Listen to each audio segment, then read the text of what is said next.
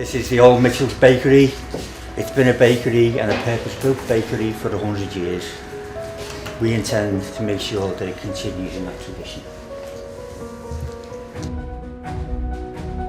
When I for the first time came to Anfield to think about a possible project, I was really sort of like shocked by seeing how the area looked, what was happening, and I wonder, instead of contributing maybe an art piece to the area, what would it be to invite people to take what I call matters in their own hands, to actually start changing their own area, start getting involved in the future development of the area. A little over 2 years ago we started building.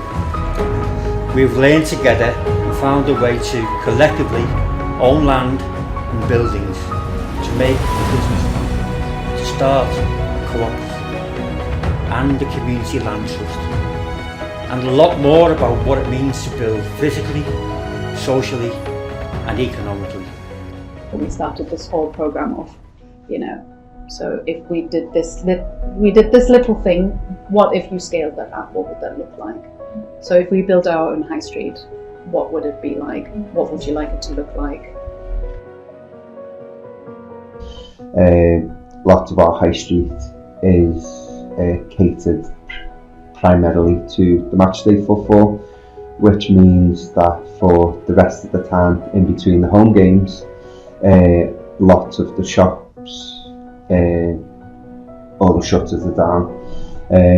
So for us as local residents, it was important that we come up with, as our needs and aspirations weren't being met by the current sort of high street, that had almost the same level of energy it does on a match day than it does in between. We were interested in setting up a space that kind of met basic needs, like provided an essential service, but then created the potential for other things to happen. So I guess, so there are kind of key impact areas in a way, is like creating a space, and that's around social isolation and community building in safe spaces and accessible spaces, and around local job creation and volunteering opportunities, and around like hygiene, poverty and access to quality facilities.